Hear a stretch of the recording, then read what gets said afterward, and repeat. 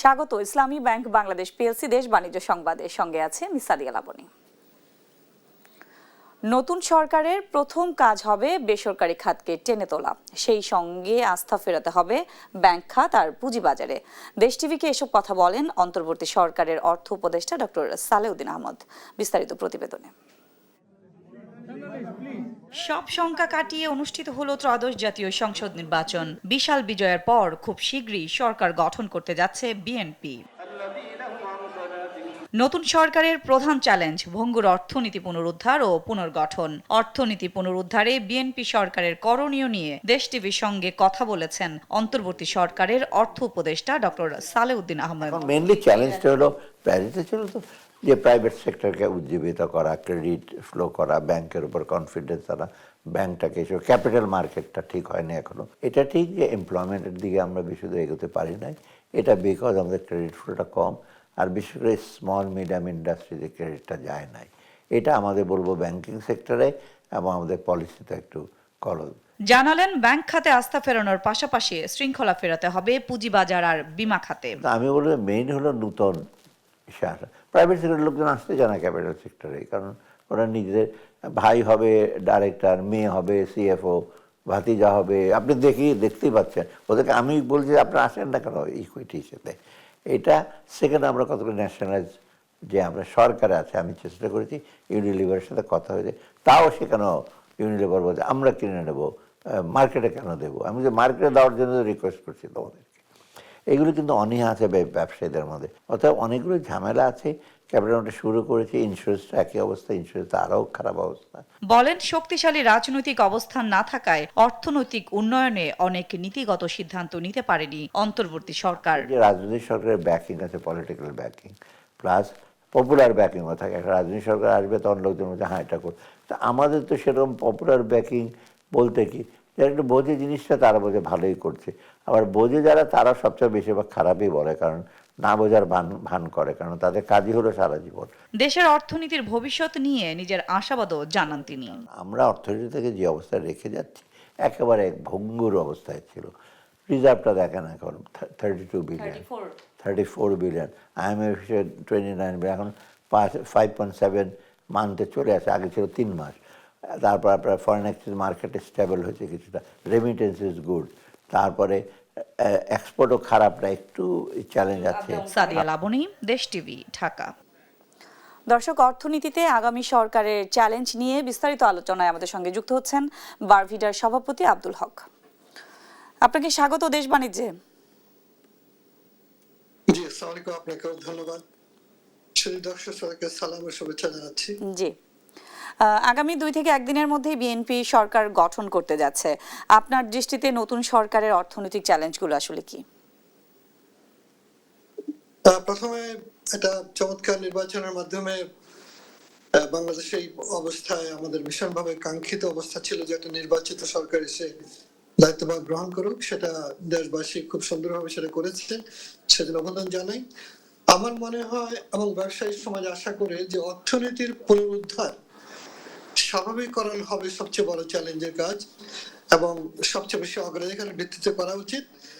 বাকি সবগুলোই কিন্তু সরকার পর্যায়ক্রমে করবে, কিন্তু অর্থনীতির চাকা সচল করার জন্য সর্বশক্তি নিয়োগ করেই কিন্তু আগাতে হবে।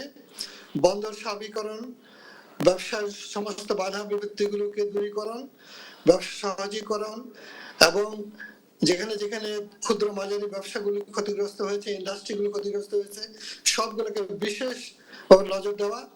অন্তর্বর্তীকালীন সরকার অন্তত এই জায়গাটায় খুব ভালো কাজ করছিলেন, বিশেষ করে তারা কিন্তু আপ্রাণ চেষ্টা করেছেন, কিন্তু তারা আইন শৃঙ্খলা বিশেষ করে আবার অনেক ক্ষেত্রে মব কিংবা এইসব নিয়ন্ত্রণ করতে পারেননি বলে, নতুবা তাদের অর্থ উপদেষ্টা অনেক ভালো কাজ করেছেন, বাংলাদেশ ব্যাংক অনেক ভালো কাজ করেছে, যার জন্য আরো যে ভয়ঙ্কর ক্ষতি হতে পারতো তা কিন্তু দেশে সেটা আসলে রোধ করা গেছে কিছুটা।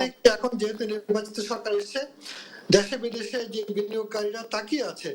আমি কিছুদিন আগে জাপানে গিয়েছিলাম, জাপান সরকারের লোকদের সাথে কথা হয়েছে, তারা বলছে যে আমরা ওয়েট করছি একটা নির্বাচিত সরকার আসুক, তাহলে তারা বিনিয়োগ নিয়ে আসবেন।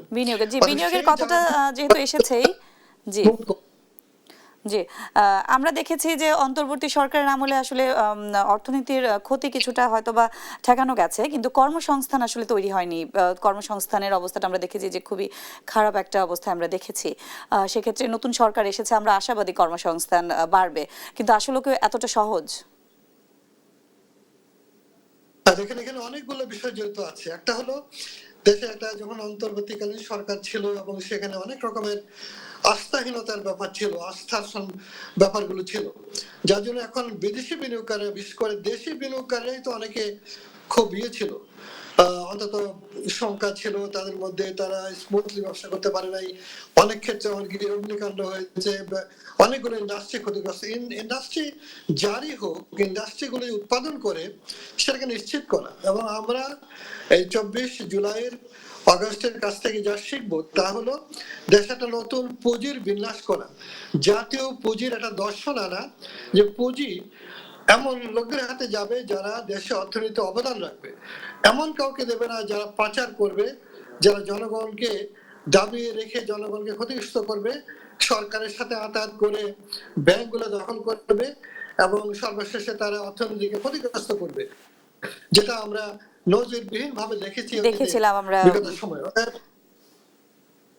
জি, বন্দর ইস্যুতে আমরা দেখেছি যে কিছুদিন আগে নির্বাচনের কিছুদিন আগেই নির্বাচনের কিছুদিন আগে আমরা দেখেছি যে বন্দর ইস্যুতে একটা মারাত্মক ভয়াবহ ধরনের একটা অস্থিরতা আসলে তৈরি হয়েছিল। এখন যেহেতু নির্বাচিত সরকার গঠন হবে 2-1 দিনের মধ্যে, সেক্ষেত্রে আসলে বন্দরের যে বিষয়টা, এক্ষেত্রে আসলে কি ধরনের সিদ্ধান্ত নেওয়া প্রয়োজন আপনি কি মনে করছেন? আপনাকে অনেক ধন্যবাদ। খুবই গুরুত্বপূর্ণ একটা ইস্যু আপনি এনেছেন। অ্যাকচুয়ালি বন্দরের ব্যাপারটা, এখানে যেসব গ্রে এরিয়া আছে কিংবা ধূসরতা দুর্বলতা গুলো আছে, বন্দর বিশ্বব্যাপী কিন্তু খুব এফিশিয়েন্টলি চালাতে হয়। তো এফিশিয়েন্টলি চালাতে গেলে আমাদের বন্দরের যে দুর্বলতা গুলো, এখানে বিভিন্ন রকমের দলীয় সিন্ডিকেট, চাঁদাবাজি এইসব আছে, যারা আলটিমেটলি কিন্তু আমরা প্রতিযোগিতার পেছনে পড়ে যাচ্ছি। আমি মনে করি নির্বাচিত সরকারের উচিত হবে আন্তর্জাতিক মানের টেন্ডার করে, যদি এখানে কোনো বিষয় থেকে থাকে, একদম ইন্টারন্যাশনাল স্ট্যান্ডার্ডের টেন্ডার করে সেটা যাতে জাতীয় স্বার্থ সর্বাগ্রাধিকার থাকবে সেই এবং বিষয়টা জাতীয় স্বার্থে সেটা করা উচিত। আমরা ওই দেশীয় স্বার্থের কথা চিন্তা করে কতগুলো কায়েমি স্বার্থের কতগুলো গোষ্ঠীকে এই চাঁদাবাজির সুযোগ দেওয়া কোনো মতে উচিত হবে না। জি, আব্দুল হক, আমরা আবারও আলোচনায় ফিরবো। আন্তর্জাতিক জি জি, আমরা আবারও আলোচনায় ফিরবো, তার আগে আমরা একটা প্রতিবেদন দেখে আসি। জি, পতিত আওয়ামী লীগ সরকারের রেখে যাওয়া ভঙ্গুর অর্থনীতিকে কিছুটা টেনে তুললেও গতিশীল করতে পারেনি অন্তর্বর্তী সরকার। ফলে নতুন সরকারের অন্যতম চ্যালেঞ্জ হবে অর্থনীতিতে গতিশীলতা ফিরিয়ে এনে বিনিয়োগ ও কর্মসংস্থান সৃষ্টি করা। যদিও সবার আগে নিয়ন্ত্রণ করতে হবে দুর্নীতি, ভাঙতে হবে আমলাতান্ত্রিক জটিলতা। অন্তর্বর্তী সরকারের রেখে যাওয়া বন্দর সংকট, এলডিসি গ্র্যাজুয়েশন সহ অমীমাংসিত বিষয়গুলোতেও মনোযোগ দিতে হবে বলে মনে করছেন খাত সংশ্লিষ্টরা। রিয়াজ সেজানের প্রতিবেদন। মূল্যস্ফীতি নিয়ন্ত্রণ, ব্যাংকিং ও আর্থিক খাত সংস্কার, কর্মসংস্থান সৃষ্টি, কর ও রাজস্ব নীতি সংস্কার সহ অন্তত 10 দফায় অর্থনীতিকে কিভাবে ঠেলে সাজানো হবে এমন পরিকল্পনা আগেই প্রকাশ করেছে বাংলাদেশ জাতীয়তাবাদী দল বিএনপি। কিন্তু আগামী সরকারের এত সব কার্যক্রম বাস্তবায়নের সবচেয়ে বড় অন্তরায় দুর্নীতি। আওয়ামী লীগ সরকারের রেখে যাওয়া আমলাতন্ত্র আর দলীয় নেতাকর্মীদের অর্থ উপার্জনের কৌশল হিসেবে চাঁদাসহ অবৈধ নানা সুযোগ সুবিধা বন্ধ করে আইনের শাসন প্রতিষ্ঠা করাকেই প্রথম চ্যালেঞ্জ বলে মনে করছেন কৃষি ও ওষুধ শিল্পের সাথে জড়িত এই ব্যবসায়ী। দেখুন, আমাদের দেশের প্রধান সমস্যা হলো দারিদ্র, মানুষ গরিব। মানুষ গরিব হওয়ার প্রধান কারণ হলো যে রাষ্ট্রের যন্ত্রের রন্ধে রন্ধে দুর্নীতি ঢুকে গেছে। দুর্নীতির কারণে বৈষম্য তৈরি হয়েছে, একজনের সুবিধা আর একজন নিয়েছে।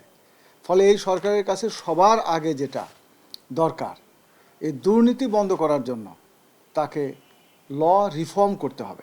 অন্তর্বর্তী সরকার মূল্যস্ফীতির লাগাম টেনে ধরতে সুদের হার বৃদ্ধি সহ নগদ অর্থের সরবরাহ কমিয়ে এনেছে। এতে বিনিয়োগ সহ কমেছে অর্থনীতির গতিশীলতা। ফলে অর্থনীতির গতি ফিরিয়ে আনাই অন্যতম চ্যালেঞ্জ বলে মনে করছেন ডিসিসিআইয়ের প্রেসিডেন্ট। আমরা বিশ্বাস রাখি যে একটা শক্ত সরকার, একটা খুব সংখ্যাগরিষ্ঠ একটা সরকার আসছেন, ওনারা কিছু স্ট্রিক্ট প্রিন্সিপালের ডিসিশন যদি নেন, আগামী 2-3 বছরের মধ্যেই আমাদের দেশের অর্থনীতিটা একটা শক্ত অবস্থানে পৌঁছাবে। তার মতে গেল সরকারের বন্দর, এলডিসি সহ অমীমাংসিত বিভিন্ন বিষয়ে আরও দক্ষতার সাথে বাস্তবায়ন চ্যালেঞ্জ থাকছে আগামী সরকারের। আমাদের যথেষ্ট রিজনস আছে গত 5 বছরে, এগেইন যেটা বললাম, কোভিড এবং রাশিয়া ইউক্রেন যুদ্ধের কারণে এবং একটা পলিটিক্যাল 2024-এর গণ অভ্যুত্থানের কারণে আমাদের ইকোনমিক অনেকগুলো চ্যালেঞ্জের মুখে আমরা পড়ে গেছি। এই জন্যই আমাদের দাবি, আমরা নবনির্বাচিত সরকারের কাছেও আমাদের শক্ত দাবি থাকবে, কারণ এটা কিন্তু জাস্ট অ্যাপ্লিকেশন করলে হবে না, এটা কিন্তু ডিপ্লোম্যাটিক চ্যানেলে ওনাদেরকে তদবির খুব স্ট্রংভাবে করতে হবে। এই অর্থনীতিবিদ বলছেন, অন্তর্বর্তীকালীন সরকার অর্থনীতি সংস্কারের উদ্যোগ নিয়েছে, তবে তার সঠিক বাস্তবায়নই হবে আগামী সরকারের চ্যালেঞ্জ। যে প্রয়োজনটা এবং কৌশলটা এমনভাবে, এবং এটার এই ধরনের রিফর্মের নেচারটা এরকম, আপনি একটা দুটা আইসোলেটেড ওয়েতে করলে সেটার খুব বেনিফিট পাওয়া যায় না। এগুলো সামগ্রিকভাবে আমরা যেটাকে বলি systematic, comprehensive, integrated, time bound reform, সেই জায়গাটাই আমরা আগামী সরকার কি সেটা পারবে? সেই জায়গাটা আমি মনে পারতে হবে তাদেরকে। সংশ্লিষ্টরা বলছেন, বিক্ষিপ্ত উদ্যোগ নয়, বরং অর্থনীতিকে টেনে তুলতে নিতে হবে সমন্বিত উদ্যোগ। রিয়াজ সাজান, দেশ টিভি, ঢাকা। দর্শক, আমরা আবার আলোচনায় ফিরছি। আমাদের সঙ্গে আছেন বারভিডার সভাপতি আব্দুল হক। আব্দুল হক, আপনি দেখছিলেন প্রতিবেদনটা নিশ্চয়ই। আমরা দেখলাম যে ব্যবসায়ীরা বলছেন যে দেশের অর্থনীতির গতি ফেরাতে দুর্নীতি এবং আমলাতান্ত্রিক যেসব জটিলতা আছে এসব দূর করতে হবে। আপনি কি মনে করছেন?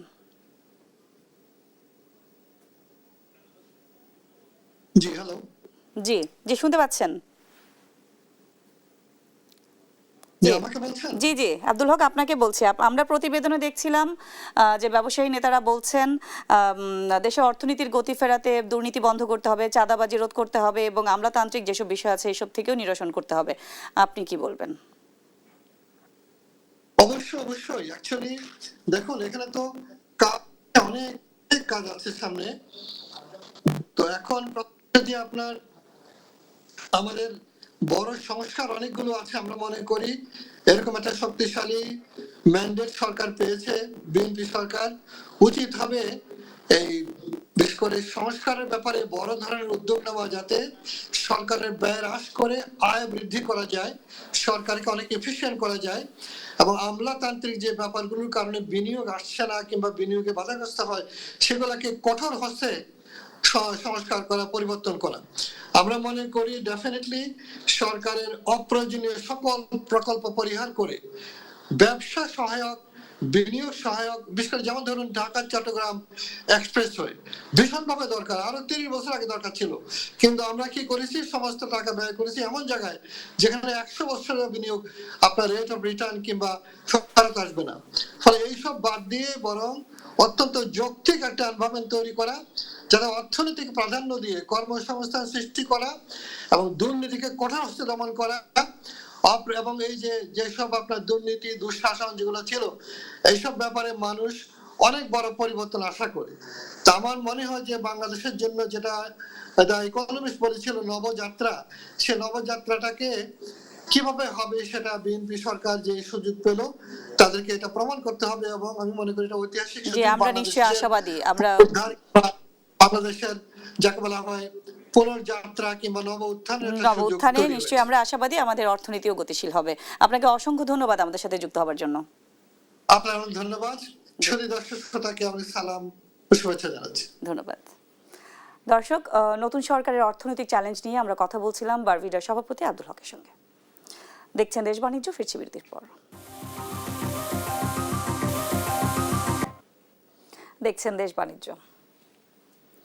রমজানকে সামনে রেখে সরগরম রাজধানীর নিত্যপণ্যের বাজার। ইফতারের অপরিহার্য অনুষঙ্গ ছোলা, চিনি ও পানীয় সহ বিভিন্ন পণ্যের দাম সহনীয় থাকলেও কপালে ভাঁজ ফেলছে খেজুরের বাড়তি দাম। ভালো মানের প্রতি কেজি খেজুর বিক্রি হচ্ছে 1500 থেকে 2000 টাকায়। বিক্রেতারা বলছেন সরবরাহ কম থাকায় বাড়তি খেজুরের দাম। বিস্তারিত মাকদুরা মিতির রিপোর্টে। দরজায় কড়া নাড়ছে মাহে রমজান। এ মাসকে সামনে রেখে জমে উঠেছে নিত্য পণ্যের বাজার। আগাম ইফতার সামগ্রী কিনতে বাজারে ভিড় করছেন অনেকেই। ছোলা মুড়ি থেকে শুরু করে ইফতার কিংবা সেহরিতে ব্যবহৃত পণ্যের দাম নিয়ে সন্তুষ্ট ভোক্তারা। ক্রেতারা বলছেন গেল বছরের তুলনায় এই রমজানে পণ্যের দাম নাগালের মধ্যেই রয়েছে। ছোলা ট্যাঙ্কিগুলো আগের মতোই আছে, কোনো বাড়তি না। না, ক্রেতারা এবার গত বছর এবার অনেক সন্তুষ্ট, কেউ কোনো অভিযোগ নাই। রমজান উপলক্ষে সবকিছুর দাম স্বাভাবিকই আছে। তবে ব্যতিক্রম খেজুরের বাজার। রমজানকে সামনে রেখে চড়া দামে বিক্রি হচ্ছে খেজুর। বড় সাইজের প্রতি কেজি খেজুর বিক্রি হচ্ছে 1500 থেকে 2000 টাকায়। সাধারণ মানের খেজুর থেকে শুরু করে উন্নত মানের আজোয়া বা মরিয়ম সব জাতের খেজুর কিনতে বাড়তি দাম গুনতে হচ্ছে ক্রেতাদের। খেজুরের দামটা নর্মালি আসে নাই, অনেক খায়, সাধারণ লোকের কেনার কোনো উপায় নাই। এবার খেজুর গতবার মেঘজুল কিনছিলাম হলো গিয়া 4800, এবার কিনছি 5700। কারবাঙ্গা মরম এটা হলো গিয়া গতবার কিনতাম 2200, এবার হলো গিয়া 2700।